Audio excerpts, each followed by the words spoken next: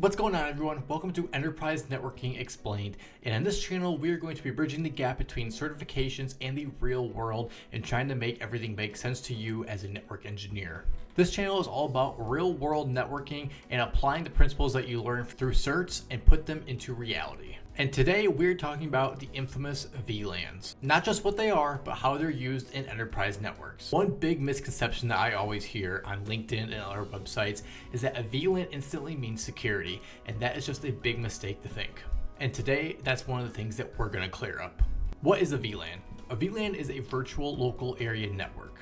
And what this does is it gives logical separation, virtual separation, not a physical separation. And VLANs allow multiple networks to exist on the same switch. So depending on the port that you're plugged into, you could be in a different virtual network. Think of VLANs like being in the same room or a building, for example. You're physically all in the same line, you're all in the same network, you're all going to the same switch, but you are logically going to be separated into a different network. One of the key takeaways from this is that VLANs separate our broadcast domain, which is a very big topic, and it does not do any physical separation of devices. They can all be clumped into the same switch stack. One of the main reasons that VLANs exist is because flat networks don't scale at all. Flat networks are when you have one VLAN across the entire network. It goes all the way across as the same network. You have VLAN 1, for example, which is the default VLAN on most equipment. And this does not allow for any scaling, and it doesn't allow for any security or changes to a certain network. And this allows broadcast traffic to grow very fast. And if you have a lot of broadcast traffic on one network, it will cause a lot of interference and congestion. So that's one of the reasons that VLANs were created, so we can limit our broadcast domain.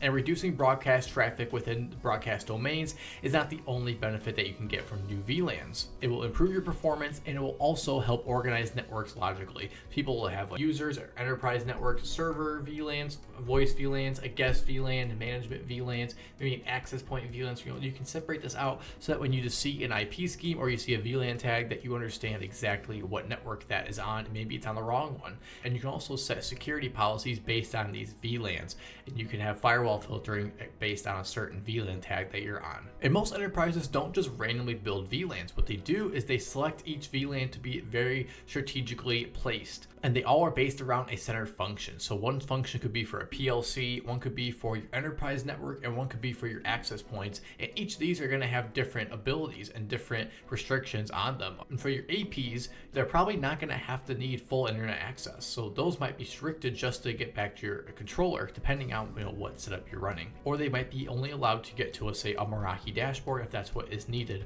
to sync with the cloud.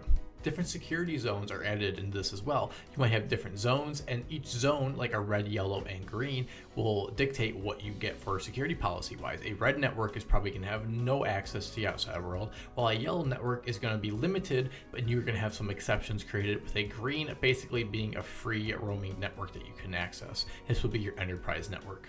In a typical enterprise setup, you have an access port and a trunk port. And the difference between these is an access port is where users access the internet from. This is where a computer plugs into, a phone plugs into, and this is how the end users will be accessing the network services. A trunk port is going to be going switch to switch, maybe switch to server, like SD-WAN, or a router to a switch. And the difference is that access ports, you only have one VLAN, which is considered an untagged VLAN going from that port. And then you have a trunk port, which is going to have tagged ports, and with the native VLAN being the untagged portion of that. Trunks are meant for switch to switch connectivity, or switch to AP, or switch to server connectivity, while access ports are all end user facing.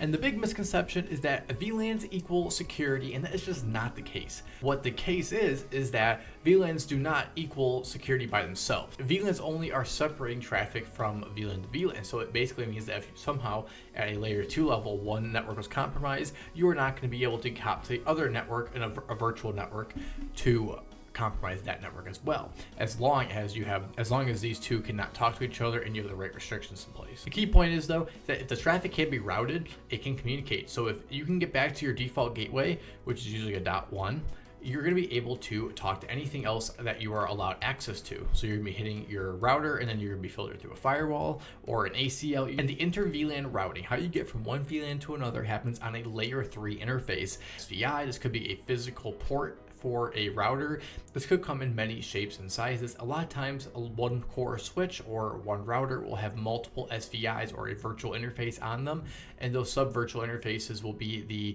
way that you can get to different VLANs.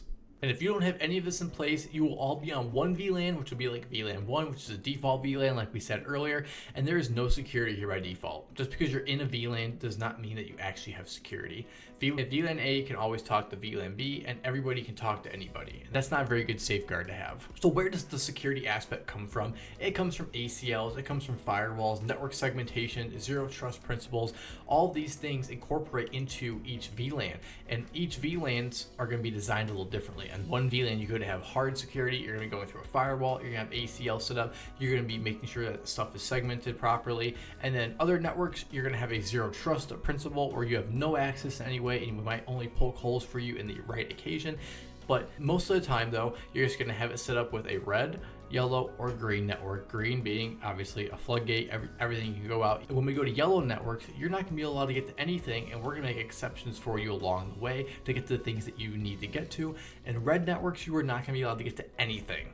This is a zero trust model where you have to go through and we have to give trust along the way. We're not going to inherently give trust to you.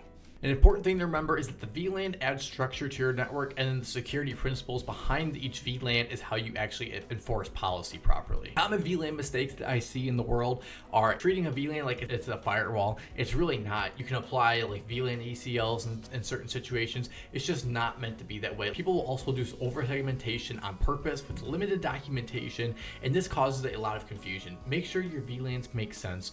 Make sure the reason that you're using this and that all actually correlate together. So let's say you're going to have a bunch of green networks, maybe make those be a certain range. VLAN 10 through 20 is going to be your green networks, 20 through 30 is going to be your yellow networks, and then 40 through 50 is going to be your red networks. Or if you're a bigger size company, maybe you need to do 1 through 100, 100 through 200, and 300 through 400, 5, etc. Or you could do 1,000 through 2,000. You just got to pick where you need to start and where you need to go and how many networks you might need in the future, because scalability is the biggest killer with VLANs, is that it's really hard to switch your IP scheming once you have it set up. So you have to be setting this up and be looking 30 years in the future, which is virtually impossible. But it's something that we need to plan for and try to do our very best at to save ourselves from those rainy days ahead. And VLANs separate your broadcast domains, they improve your scalability, and they help organize your network logically. VLANs do not inherently provide security, although VLANs are usually have security policies applied to them, and that's why we believe that VLANs create more security. And what you need for proper enterprise networking, you need your VLANs, you need routing, and you need your security policies to make proper segmentation and to make your network flow properly. Subscribe if you want to see more real-world networking experience. Subscribe if you want to see more real-world networking content, like inter-VLAN routing, trunking, wireless VLAN designs, and wireless networking, CCNA and CCNP concepts explained very simple.